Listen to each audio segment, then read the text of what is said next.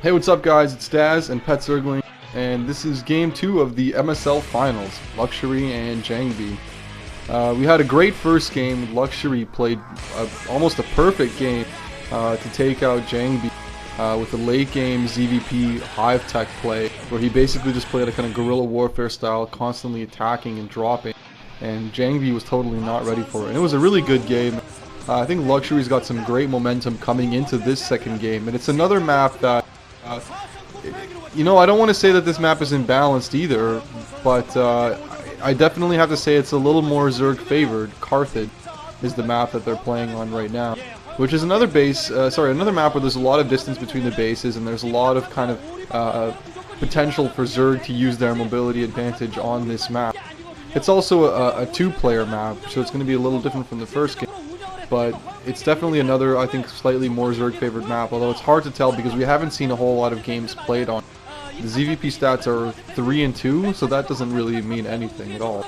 But we did see some notable Protosses lose on this map to some maybe mediocre Zergs. I think Cal lost to, who was it that Cal got crushed by? Hyuk, I think? Cal lost to Luxury on this map. Luxury's pretty mediocre. Was it? Yeah. Okay, maybe I'm an idiot. But yeah, Luxury, okay, Luxury crushed Cal. Like, while you're on the topic of those old games, though, that's one game that I remember. It was really strange. You remember it, though? Hero went, like, 6-hatch, dual Evo chamber, mass Zerglings, and he just completely abused the mobility of the map by the fact that there's two distinct paths around the temples, and he completely skipped Mutalisk, Hydralisk, or Lurkers, and just went pure Zergling into Ultralisk. It was a crazy game, but at the same time, he pretty much beat Much easily, and I think he was really the underdog in that match. So I want to see Luxury really abuse the first map and the way it was played out. And I'm really interested to see if he has a build kind of like that to really abuse the way the temples are set up and just to sync 1-0 and just kind of the mechanics of the map. Or at the same time, he could do some sort of crazy all-in cheese build that we've known him so well at executing. So he really has a lot of options, especially it being a two-player map. And this is a really tough position for JangBi to be in. Yeah, it's a tough position for him because this is not the best map for PvZ, but I don't think it really matters. I think JangBi's a good enough player that he's not going to let it get to his head. He probably has a good build prepared for this map himself. As far as what Luxury's going to do, I mean, who knows? It's really hard to predict Luxury. He's not a player who really plays very standard or straight up very often. He's the kind of guy who, well, I wouldn't call him a cheeser. He definitely, I mean, he definitely has his special builds. He definitely has a lot of kind of timing attacks and breaks and things that he knows how to do.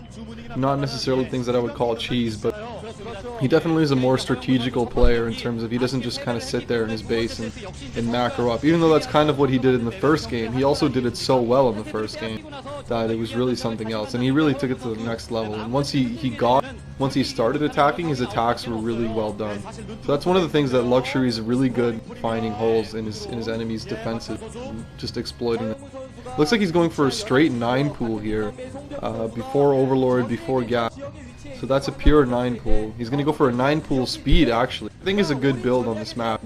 I think it's something that we've seen a lot of Zergs do in the previous ZVP, is they go for into a 9 pool kind of speed or an overpool speed build, and use that to deny scouting, and then from that point move into a heavy macro build, which is what we've seen, I think, on almost every ZVP on this map so far. So it seems like that's the thing to do. I don't know why this over, let's just say, a 12 hatch, but it seems that it's really effective. Jeez. Drone spazzing out there. Yeah, I was having a good time. Anyway, JangBi, yeah, man, but SimCity's pretty far up there. Wow, JangBi's a pretty Look at strong awesome keyboard. I love those keyboard views. It just looks so cool. I wish we could almost see like a whole game of just seeing like a player play like that. But yeah, he's really playing off himself. This is just, yeah. Well, he just took 2 keyboards and just ripped off one of them, and then like he just kind of gritted them. It's actually like I wanted to do it, but it cost like $40 to get one of those keyboards shipped from Korea, and I only got one of them. But he's going to play off this fear that JangBi has and the fact that JangBi doesn't know what Luxury's going to do, and he's kind of known as a player who goes all over the place. So Luxury's going to open up with a 9 pool speed, and that can be such a dangerous opening against Protoss. And as you see, the hatchery is really delayed, but it's really worth it to deny the scout and force the Protoss to put down those 2 cannons. But again, a really nice SimCity setup by JangBi, but this is going to come down to how well JangBi can control his probe, but at the same time we're seeing Luxury control his Zerglings, and he's just, wow, so fast. But JangBi needs to keep this probe alive. He needs to get as much information as possible because he really needs to feel secure here, and he's going to put the gateway over the forge. And so again, a really nice sim city, and he's going to use the cannons there and then the probes that are mining to be able to block off workers. So, and I think he also, is that a probe hidden in the bottom left? So that just shows how important it is.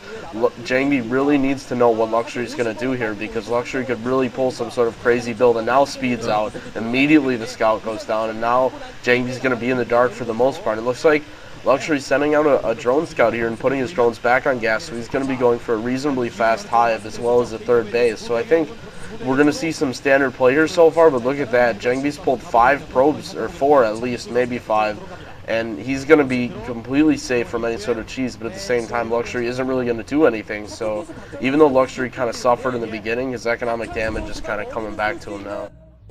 Yeah, I wonder why Luxury is mining gas so fast if he's going to go for the third base. Maybe he's going to go for a kind of a quick Mutalisk, but not go all in with it. It seems that that's really, that he doesn't need to start mining gas again that quickly if he's going to transition into a macro style play. So it looks like he's going to do maybe a little bit of a half and half, or not go all the way with either one. JangBi really paranoid there, keeping 4 probes. Okay, look, yeah, he stopped mining gas again, so he's just getting the lair really quickly. Stop mining gas, so he's going to start pumping drones now and getting minerals. Probably going to put down a 4th and 5th hatchery pretty soon. So yeah, he's pretty much doing the standard build that we've seen on this map, which is good. JangBi knows he's doing it now. That's what that probe scout is there for. Luxury smartly actually kept 6 Zerglings back in his main, so this probe scout is probably not going to get it all the way into the main because speed Zerglings are just way too quick. You cannot do anything with a probe against them. And okay, Cyber Core going up for JangBi. Strangely enough, we've seen Protosses on this map have always gone 3 cannons or 4 cannons in the SimCity. Maybe that's because the natural is so wide there. I don't know. I don't think you really need it that badly. I think 2 cannons are enough. I guess maybe because it's hard to do a proper sim. It looks like, yeah, there's space on the left of the SimCity as well as the right. So I guess that's why he made 3 cannons. And I guess it's better just to be safe than sorry. But it looks like we're transitioning into a normal game here. Luxury is getting his Spire up. He's probably going to be starting a Den soon. I don't think he's actually going to Mutalisk him because he stopped mining gas. He's just getting that Spire up for Scourges and going to go into the macro. JangBi getting his Stargate up, starting pretty normally. You know, at this point it's hard to really say what we're going to see from this. One of the players has to really kind of make some kind of move before we tell. It's going to be interesting to see what JangBi does. He probably has a build in mind to counter this 5-hatch Hydra build that we've seen that's been so effective on this map.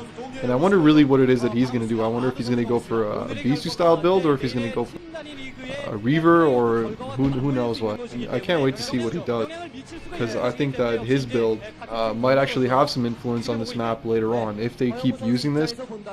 I mean, if he has some success with it, then who knows, we might be seeing that a lot more later.